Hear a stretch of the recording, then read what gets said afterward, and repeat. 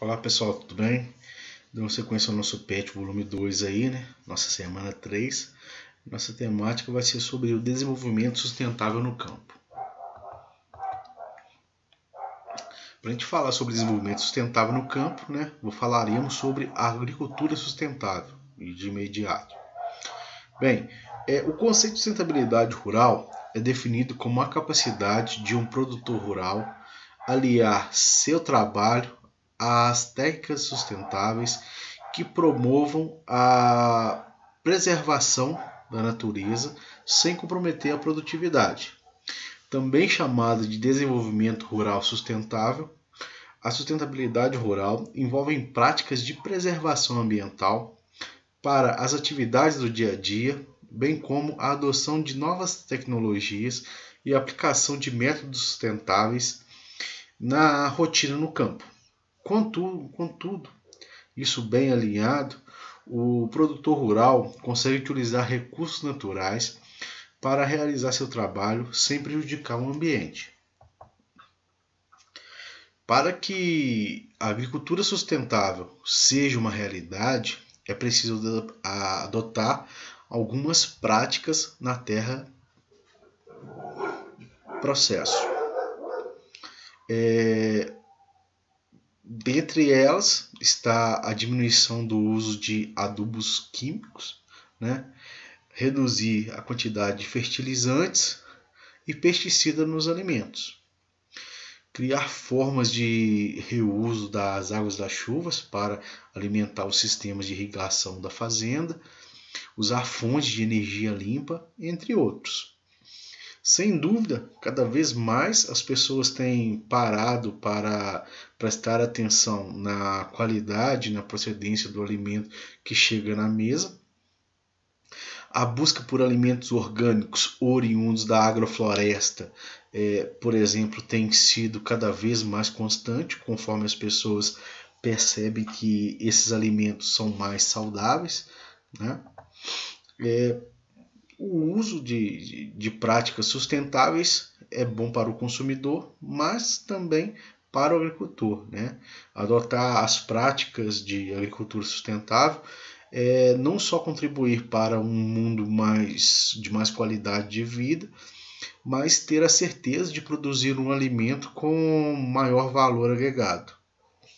Listamos alguns benefícios diretos que você pode adquirir ao adotar essa prática sustentável e de forma correta na agricultura, né? Onde, por exemplo, podemos listar a melhoria na gestão da água, né, da qualidade do solo e da vida no campo, né, o aumento do valor agregado do produto e da diversidade nas lavouras e a diversificação da biodiversidade local. O desenvolvimento rural sustentável, também conhecido como DRS, né, considera-se que a adoção de um projeto político nacional coordenado fundamentado na disseminação de experiências de desenvolvimento baseada no desenvolvimento humano e nas potencialidades locais que visem tirar a exclusão social à população marginalizada, incorporando-as ao processo produtivo, é um caminho possível para alcançar o desenvolvimento sustentável. Entende-se como desenvolvimento rural sustentável um conjunto de práticas e tecnologias aplicadas ao meio rural que possibilite a exploração e utilização de recursos no meio rural que podem ser no âmbito da agropecuário ou outro, tal como o turismo rural, por exemplo, de forma a atender os critérios definidos internacionalmente para desenvolvimento sustentável. Reorientação do consumo e produção. O desenvolvimento sustentável pressupõe a parceria entre governos e empresas para a reorientação do consumo e produção baseada na ética, transparência e factibilidade. À medida que a humanidade aumenta sua capacidade de intervir na natureza para a satisfação de necessidades crescentes, surgem tensões e conflitos quanto ao uso do território e seus recursos. Nos últimos 50 anos, os ecossistemas e, consequentemente, os benefícios da biodiversidade, como suporte para a vida, sofreram mudanças radicais em velocidade e extensão, não amparados a qualquer geração anterior da humanidade em 200 mil anos. A noção de desenvolvimento rural sustentável tem uma de suas premissas fundamentais o reconhecimento da insustentabilidade ou inadequação econômica, social e ambiental para o padrão de desenvolvimento das sociedades contemporâneas. Uma citação de Smith, 1995. Essa noção nasce da compreensão da finitude dos recursos naturais e das 42 injustiças sociais provocadas pelo modelo de desenvolvimento vigente na maioria dos países. Mesmo que já intensamente trabalhada nos últimos 10 anos, demonstrando uma crescente adesão à ideia, esta é ainda uma noção genérica e difusa pouco precisa. Transita-se, portanto, em um campo emergente que está ainda muito sujeito a diferentes concepções e definições. O relatório Brundtland é reconhecido no Brasil com o título Nosso Futuro Comum, publicado em 1987, com texto preparatório à Conferência das Nações Unidas sobre o Meio Ambiente, a ECO 92, a ideia de desenvolvimento sustentável aparece nos seguintes termos: é aquele capaz de garantir as necessidades das gerações futuras. Esse relatório de Brundtland, essa é a pronúncia, acredito eu, é um documento titulado como Nosso Futuro Comum, ou Our Common Future, publicado em 1987, coordenado pela então primeira-ministra da Noruega, Gro Harlem Brundtland, a Comissão Mundial sobre Meio Ambiente e Desenvolvimento, originou um documento no qual houve a disseminação da ideia de desenvolvimento sustentável, conceito o qual vinha sendo concebido na década de 1970. O relatório Brundtland indicou que a pobreza dos países do terceiro mundo e o consumismo elevado dos países do primeiro mundo eram causas fundamentais que impediram um desenvolvimento igualitário no mundo e, consequentemente, produziam graves crises ambientais. Também trazia ainda dados sobre o aquecimento global, as chuvas ácidas e a destruição da camada de ozônio, temática que também era bastante novas para o momento e seu lançamento, inclusive sugerindo à Assembleia Geral das Nações Unidas a necessidade da realização de uma nova conferência internacional para avaliar esses e outros grandes impactos sofridos pelo meio ambiente nos anos anteriores, como perda de biodiversidade e ocorrência de desastres ecológicos de responsabilidade industriais.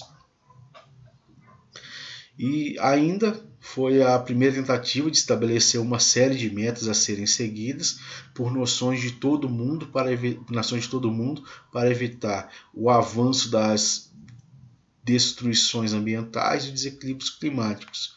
Embora até a atualidade as nações ainda não conseguiram criar um consenso sobre como agir em conjunto em prol do desenvolvimento sustentável, a postura relativamente neutra do documento fez com que ele fosse bem aceito tanto pelos países desenvolvidos como pelos países em desenvolvimento, já que, diferentemente de trabalhos anteriores, não contribuía culpa ao crescimento e à industrialização pela destruição da natureza, mas sugeria o estabelecimento de limites para controle da degradação ambiental e estimulava a superação da pobreza através de desenvolvimento.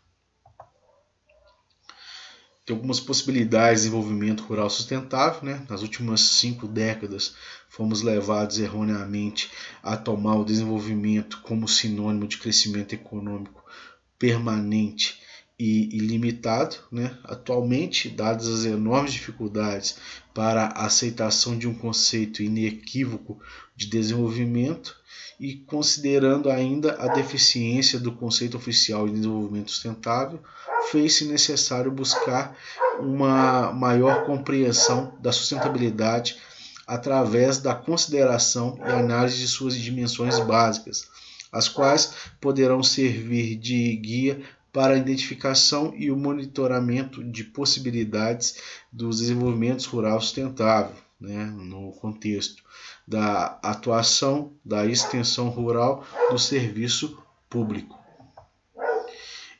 Temos também algumas correntes, né, do desenvolvimento rural, né?